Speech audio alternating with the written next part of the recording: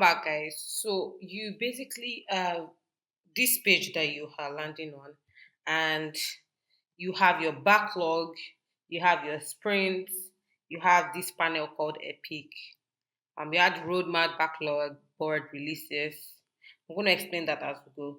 So for your backlog, what you can do is, create your user stories or create a particular task that you want your team to work on this page. So what you can do is create an issue. So if you come here, you can see this is a task. You can create a bug. You can create a story.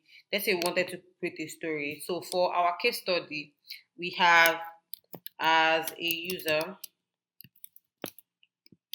I want to create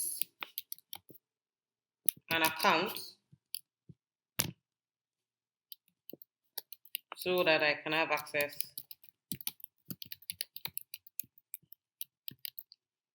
to the platform, right?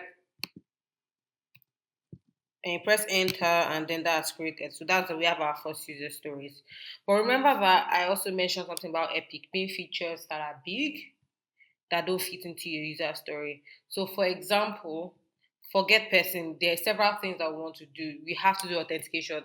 Authentication caters for when you want to sign up for a platform, or maybe when you want to log into an account, or something like forgot password, or signing up with a Google account, something like that. So we can come to this Epic panel. So I don't have anything. So I can turn it on and then create an Epic. So once I create an Epic, I can call it authentication.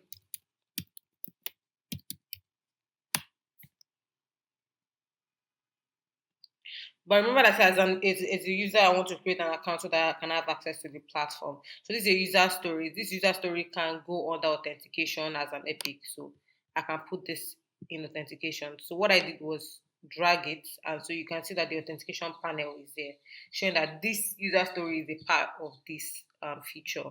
I can also create another user story. Say, as a user,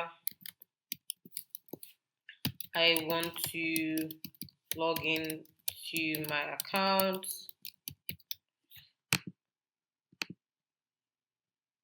Press enter, and then you can see that it's not tied to an Epic. So I can come here and click on the add Epic place. So you can see that authentication is there. Or I can just drag it into this authentication panel at the side. So I can create another one. As a user, I want to reset my password. And this is also a user story. And then I'm dragging it into authentication, and fit into authentication. So there are other kind of features they're trying to build. It's not just authentication. There's the part where we can talk about a menial job profile, a menial job employer profile, like, or creating of jobs, or adding a job. So I call it adding a job.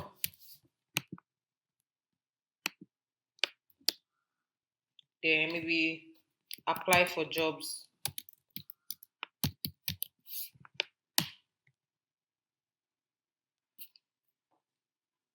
So adding a job would now you can now add. So if I click on it, you can see there are no issues, but you can see that on this place there are three issues visible. If I remove all my filters, it means that it's filtering by this add a job. But if I basically remove all my filters, if I cancel this, it's going to show my profile. So what I want to do is if I want to create a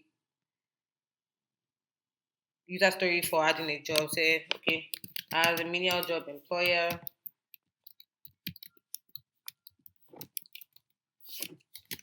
I want to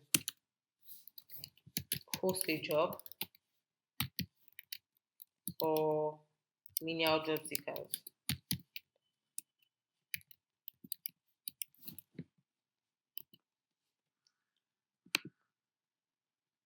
I can basically type this to add a job, or as a menial job employer,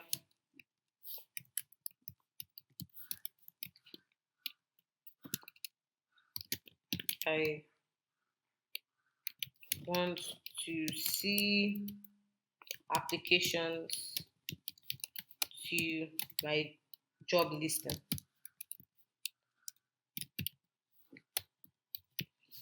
Also tying it to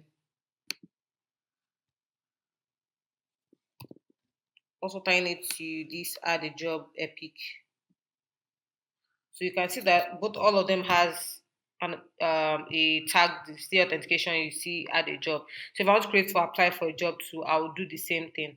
Now these are user stories. If you check, you can see that this is a story. The story, you can see that it's a story type. This story change issue.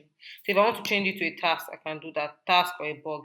Now let's go back to our first user story. So we have this, and then we have some fields on the side that we want to fill. So I can describe what this user story is about. So this is where you can now put details of your acceptance criteria for that user story, the description.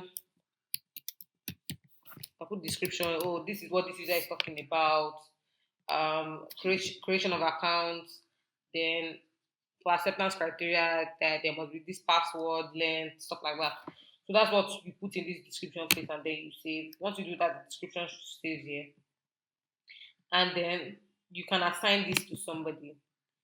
So I can assign it to these people that I've added to the board. I can assign it to myself.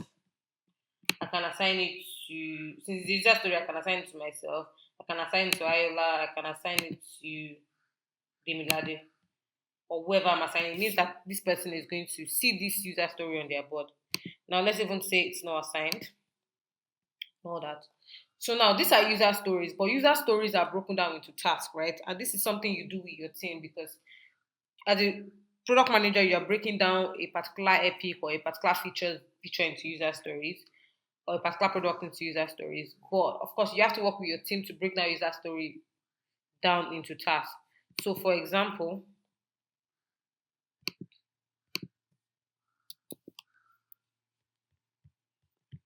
for example, so when you're doing your backlog grooming, that's when you're looking at all these user stories and say, okay, what backlog grooming is like? Okay, you're breaking them down further into smaller bits. So, for example, let's take this.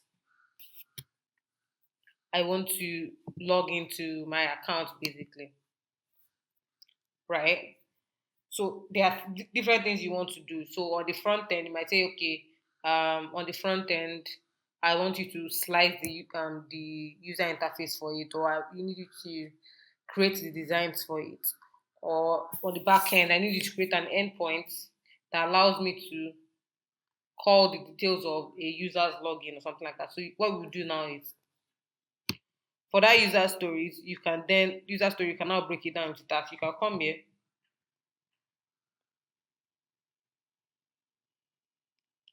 Sorry, 1 second. You can come here and then add, you can see add attachment, add the child issue. So say, sorry, 1 second. So you can add the child issue, say, okay, I want to, sorry, front end, break UI design or slice UI design.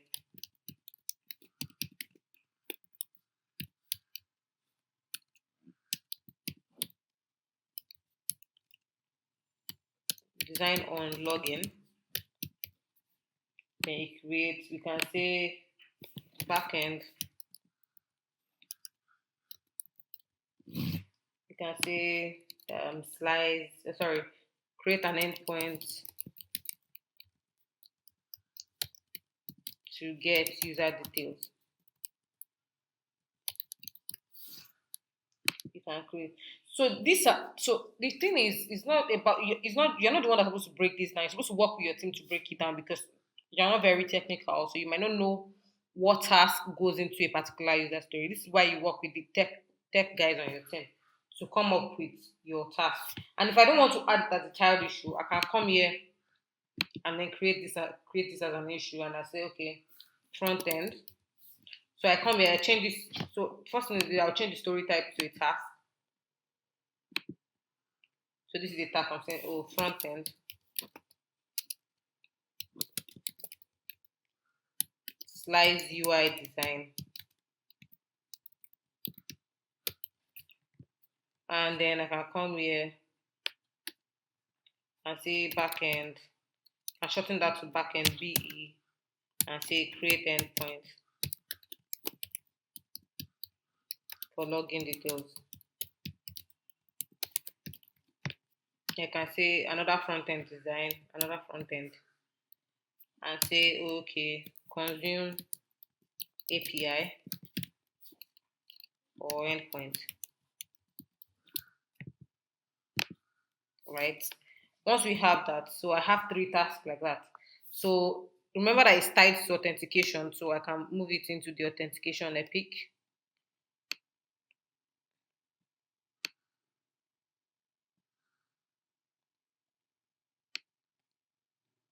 I move it into the authentication epic. Now we have this in the backlog. So let's talk a little bit about sprint planning. So when you're doing your sprint planning, right, you basically come together with your team and say, okay, these are the things that we have in our backlog. What are we working on in this sprint, the next sprint, or what are we working on in this sprint and all that. So when you're doing your sprint plan, that's what you talk about. So let's assume that we are moving this user story into the sprint. So what you need to do is basically drag this in, just you can bring this down. So this is your first sprint, this CPS sprint one. You can basically move this. So on authentication, say you want to work on authentication in this sprint, you can move all your task on authentication and move it here. Just move it up. So these are my front end design. So this happens when you already plan to you decide which one you are moving. So let's say we are in this sprint, right? So what you do is you add your dates, you add your sprint date here to custom. Let's say we are starting,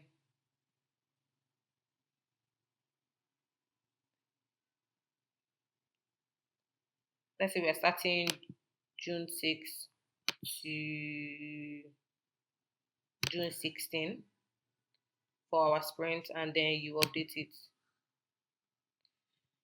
So basically, once you're done planning your sprint, you click on start sprint. But before you do that, you should assign all these things to people. So when you're doing your sprint planning, these are something other things that you do aside from moving what you want to work on into the sprint. You assign it to an individual. So for this, I can assign this to me. I can assign this to someone else on my team based on the conversation that has happened, right? So come here, assign this to say this, assign Ayola, then assign this to, let me assign this one again to me. So you come to this, you see assigning, you can basically come here and you will see the people that are already on your team here, and then you can go from there. So I've assigned this to individuals. Now, during sprint planning or maybe during your backlog grooming, you put your story point estimate. Your story point estimate is basically what happens, is you saying that, oh, this is a complex work.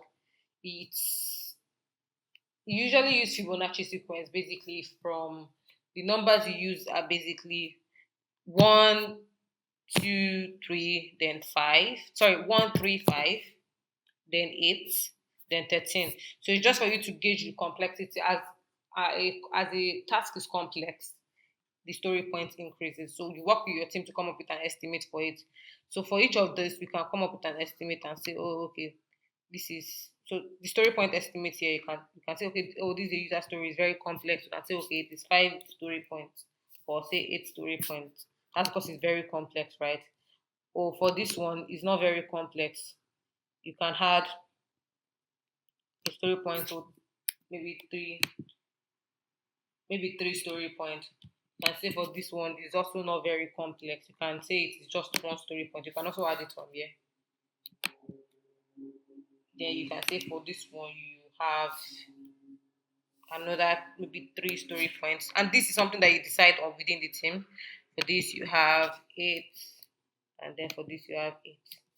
So what you can see here is that as you add the numbers, this number here up increase. It means that these are the story points that you plan to work on in this sprint. So let's say we start the sprint.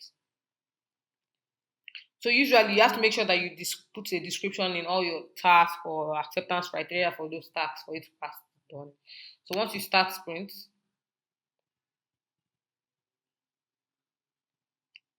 sorry, 1 second.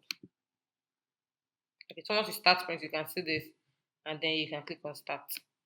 So okay, before you do that, you should talk to your team. What would that sprint? Okay, our sprint goal is to complete development of authentication at the end of the sprint. This is a conversation you have within your team. So once you start, it brings you to this board, so you can see all these tasks. So this is your I would call it like a Kanban board or your Scrum board, right? Or you can do this is your Scrum board, so you can see all the tasks you're having to do. So what happens is, if I, as a developer on your team, or as a person working that is assigned, it's one of these tasks is assigned to, is working on a task. What I will do is basically move this task to in progress. And once I do that, the product manager, you can see what is going on the board. Like, okay, this person has started working on this task. And once this task, you can move it to done. And if you have other statuses that you want to do, if it's not just in progress and done, you can add. So say you want to say, okay, we are testing,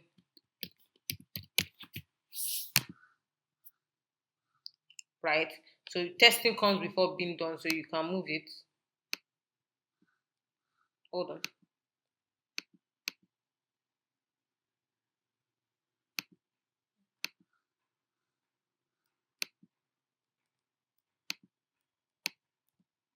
So okay, I've moved it, just drag it to this. So before when it's in progress, okay, so someone on my team needs to test it, move it to testing done. So any status you want to add to your board, you basically add it. So for my usually as a product manager, as an administrator of the board, I can basically move anybody's task. But let's say I'm moving mine. So what happens is, on anybody on my team's board, they will also have access to this board. So on their own board, they will also see that these are the things that are assigned to them, and they can actually move it. So that's basically what you do. So you manage this, and once you're done with the sprint, you can see that, oh, you have 7 working days remaining in the sprint. Once you're done with the sprint, you basically complete the sprint, and then you move on to the next sprint. So coming back to the backlog, once you complete a sprint, so let's say that, for example, we want to complete a sprint, right? You can see that this sprint contains, okay, some things are still open. So what happens is, it basically moves it to a new sprint. So you say move open issues to a new sprint, or you can move it back to the backlog. So let's say we want to move it back to the next sprint. Most times you move things that you have not worked on in this sprint into another sprint. We try as much as possible to make sure that everything is completed within a sprint, but circumstances happen. So once you do that, it automatically creates another GCPS sprint 2 on this board. And then you can set it and start up a sprint again. That's if you're starting a new sprint after the old sprint that ended. So that's basically what this happened. That's basically how this works. So let me touch a little point on how you can use this board to create your roadmap. So remember that I said that epics are like features that you want to build that are quite big, and you cannot just see them into user story. So you can use this epic panel or this epic to basically create a roadmap for yourself. So you come to this roadmap panel, and then you can see this authentication, add a job, apply for a job, right? Those are the epics I've created. So if I want to create more features in future, I can basically create them here. Say um, another feature.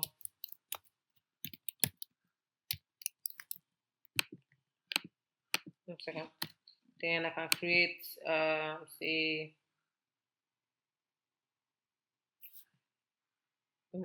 corporate job listing. That's in case I want to build it in future or something. And you have that. So you can see this on the board. So what you would do is, you would move, you can see all this particular, you can see different months. You can see different months on this thing. You can basically move it. So what I would do is, for each one, I will just click on somewhere here. So for example, I want to do it in July. So I want to do add a job in July. I want to do apply for job in August. Another feature in September. Another feature in October, depending on what I want to do. So what I can do is I can now expand the duration. So I can basically expand the duration, like okay, I want to work from this to this, then expand this from this to this. What time? It's also possible that I want it that I'm working on overlapping features at the same time. So I can do this and then expand my epic, right? So what I have is basically a roadmap, just a simple roadmap, right? But okay, I want if for example you want to work on another feature sometime this time, it's okay, maybe you changed your mind and you want to do something else later. So you can move this again. So okay, I'm moving it earlier in June, or I worked on it in May or something like that. So you have this. And of course, if you want to make your board a lot more colorful, you can basically change the colors of these tags. So what you do is come here and then you can either pick the color panel here, say orange. So you can see all of this. It means that these are the tasks that are tied to this epic that I created earlier, so they can see it here. Then I can change the color. Say this one to red or to green. So let's say I want to expand this to November and this to December. So let's change this color to say black. And then you basically have a roadmap, a simple roadmap based on the features. So you don't necessarily have to already have child task under this. You can basically add all the features you want to add here, or you can do that from the backlog area. So you create them as epics on the side panel, right? It's very possible that the side panel is not there. So what you come here is come to epic and you turn on the epic panel, and then you can see all you need to work on here. So you can see that the color has even changed, or each of the panels that I've created based on the color I moved earlier. So going back to backlog, on this same backlog, if you want to see your so right now it's showing in months. If you want to see it in quarters like April to June, July to September, October to December, right?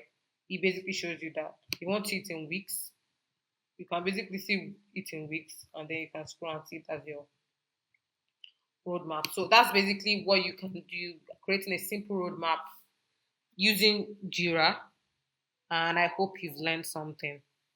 I don't want this video to get this long, so I'm going to break it off here and I'll be basically rounding up in the next video on how you can use Jira simply, because when you're creating your CV and your resume, I want you to be able to write that you know how to use Atlassian products, or you basically know how to use Jira for task management. I would see you in the next video.